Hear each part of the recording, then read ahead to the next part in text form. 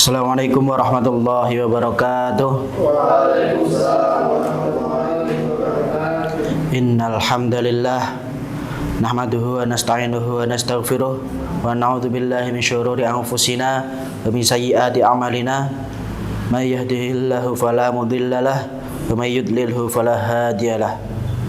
Asyhadu an la ilaha illallah wahdahu la syarikalah wa asyhadu anna Muhammadan abduhu wa rasuluhu la nabiyya ba'dah. Allahumma sholli ala sayyidina Muhammad wa ala alihi wa ashabihi wa man tabi'ahum bi ihsanin ila yaumiddin.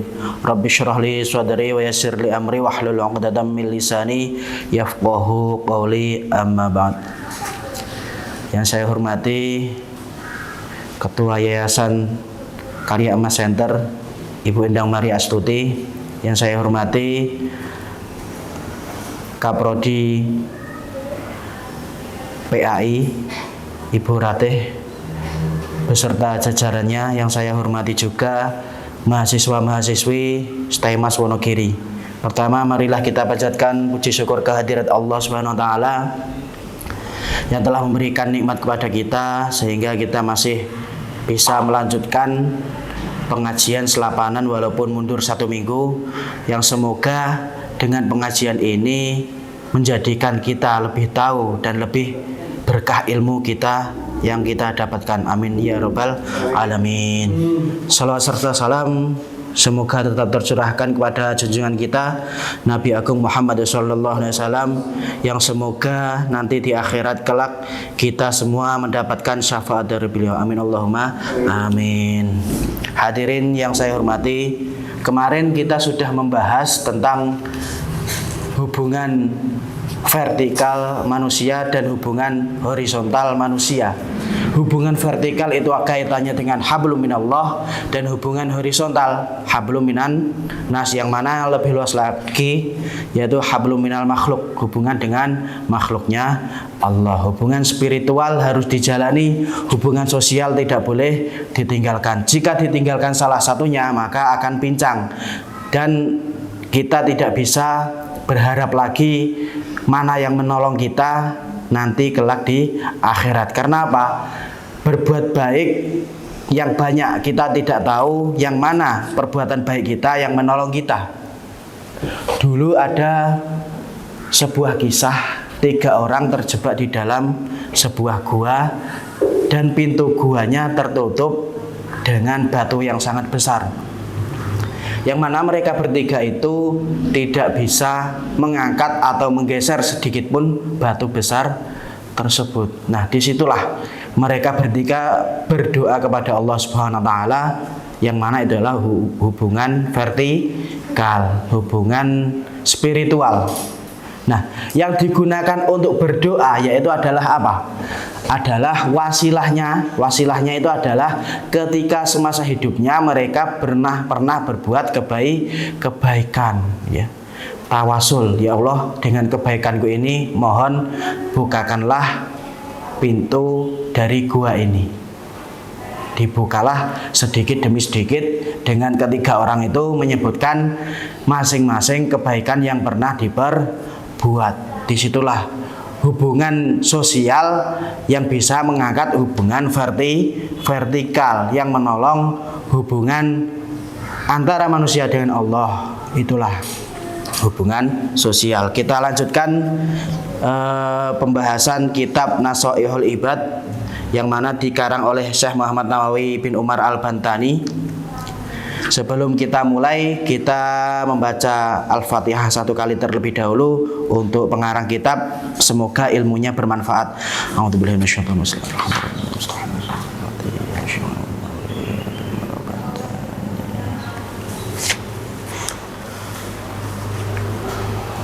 Al-Fatihah. A'udzubillahi minasyaitonir rajim. Bismillahirrahmanirrahim. Alhamdulillahirabbil alamin. Arrahmanirrahim. Maliki yaumiddin. Iyyaka na'budu wa iyyaka nasta'in. Ihdinas siratal mustaqim. Shiratal ladzina an'amta 'alaihim ghairil maghdubi 'alaihim. Amin amin ya rabbal alamin. Ini nanti silahkan dioret-oret, karena apa? Kitab yang terang itu bikin hati menjadi gelap. Kitab yang gelap bikin hati menjadi terang. Itu makalah dari guru saya dulu. Maksudnya kitab yang gelap dan kitab yang terang itu bagaimana? Kitab yang isinya bersih tanpa catatan sama sekali, tanpa oret-oretan, penjelasan dan lain sebagainya, itu membuat kita tidak mengerti isi kitab tersebut. Kalau kitabnya gelap, maksudnya apa? Kalau kita mengisi kitab-kitab kita dengan catatan, disitulah membuat hati kita menjadi terbuka dan pemahaman menjadi masuk ke dalam pikiran dan hati kita. Disitulah. Jadi tolong nanti dicoret-coret, jangan sampai kosong. Ya. Saya baca apa, silahkan dicoreti.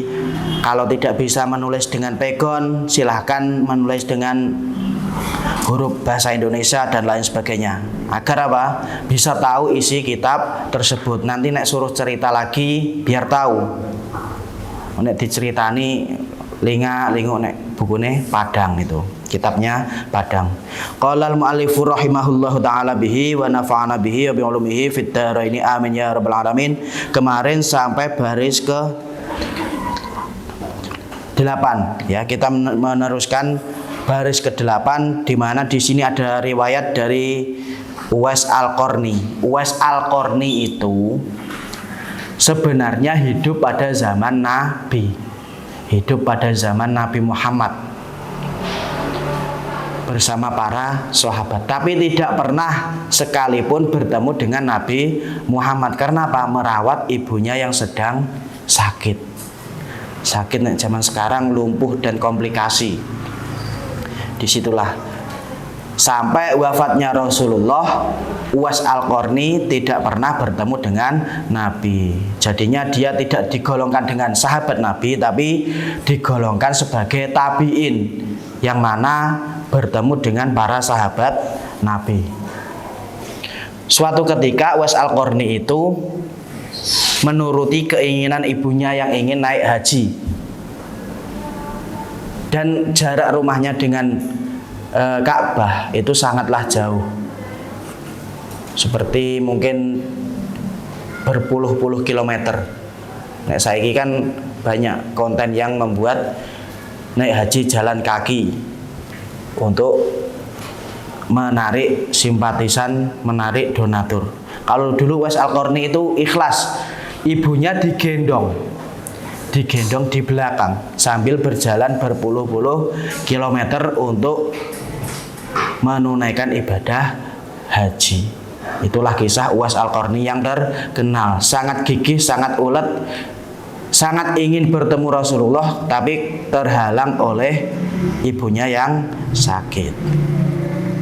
Ruwiya wis den riwayatake, bisa diharokati atau di coret-coret, an Uwaisi, saking Uwais Al-Qarni. Uwais Al-Qarni diriwayatkan dari Uwais Al-Qarni, annahu sak temene Uwais Al-Qarni. Ya, loh, kok hurufnya cuma sedikit maknanya panjang, Pak? Ya karena Arab itu bahasanya ringkes, tapi ringkes neh luweh ringkes basa Jawa. Basa Jawa luweh ringkes neh. Saya tidak mau bahasa Jawanya emoh. Emoh.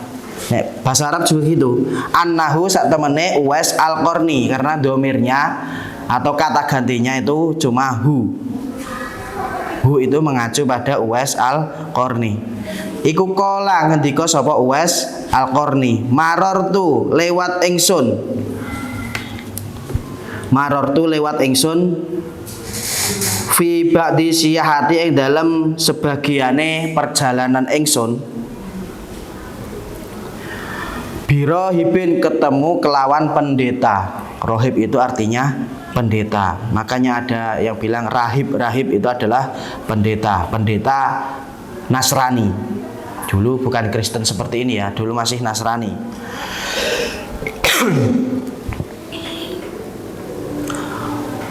Fakultu maka dawuh ingsun, tanglet ingsun, ya rohibu, he pendeta, ma iku apa? Awalu darajatin utawi awale derajat, yarko kang munggah, ha kelawan darajah sapa al muridu murid, Uwais Al-Qarni berkata kepada rohib, bertanya kepada rohib. Rohib itu pendeta yang sangat alim. Kalau zaman sekarang itu sudah nggak ada, bisa disebut juga ahli kitab yang memegang teguh kitab sucinya, yaitu Injil.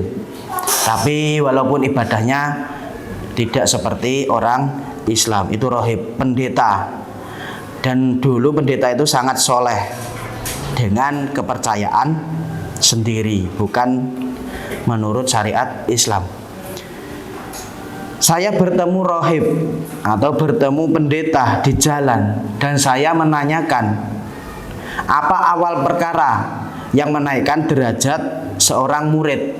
Murid itu adalah orang yang sedang menuntut ilmu, itu murid.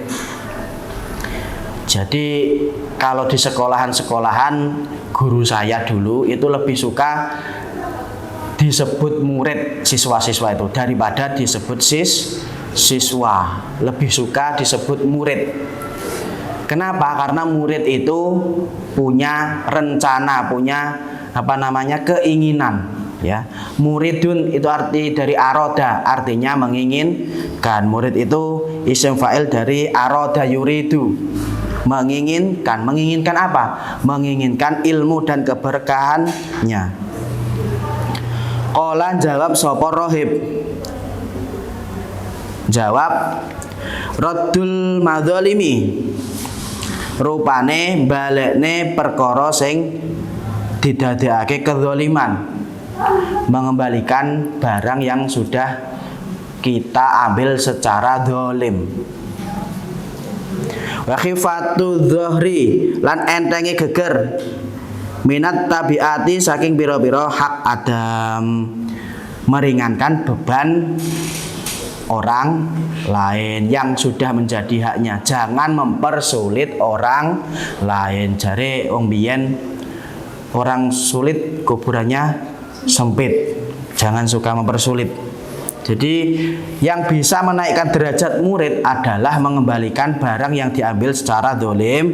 Yang kedua adalah meringankan beban orang dari haknya. Gawe misale skripsi, dihubung-hubungnya tapi nggak diwarai. Nah itu mempersulit, itu namanya.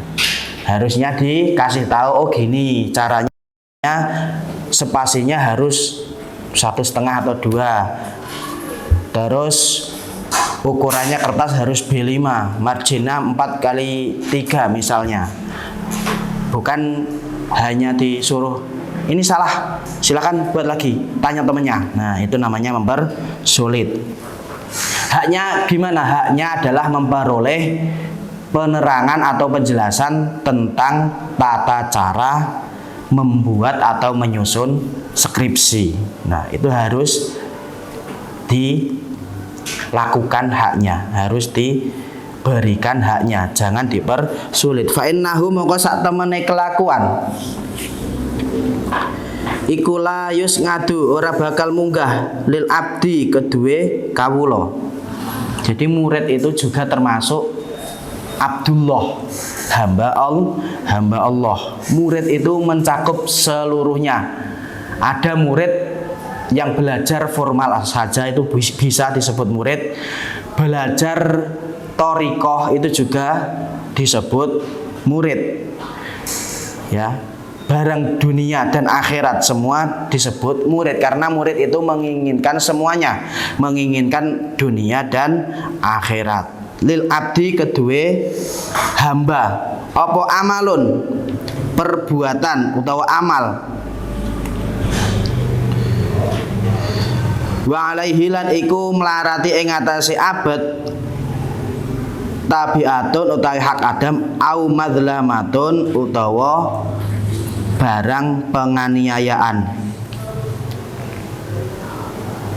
Derajat seorang murid yang di sini disebut sebagai hamba, bisa disebut apapun lah murid itu. Yang penting kata dasarnya murid. Derajat seorang hamba itu tidak bakal naik derajatnya di mata Allah, karena apa? merampas hak orang lain dan juga mengambil barang orang lain secara paksa. Di sini kita harus koreksi diri, introspeksi. Kenapa toh? Misalnya ada orang ya, ini ada orang meninggal terus sampai di timbangan amal. Ternyata berat amal buruknya daripada amal baiknya. Seperti kemarin saya cerita tentang ahli ibadah yang memelihara seekor kucing, dikurung, tidak dikasih makan, tidak disuruh cari makan sendiri, tidak dibebaskan. Disitulah sebanyak apapun kita beribadah kepada Allah, tapi kalau kita menyakiti orang lain, maka ibadah kita tidak diterima. Jadi apa kuncinya? Kunci ibadah itu adalah hablum minallah baik, hablum minannas juga baik. Di situ. Kalau kita menzolimi orang lain, maka amal ibadah kita tidak diterima, derajat kita di sisi Allah jadi buruk, tidak akan pernah naik sama sekali.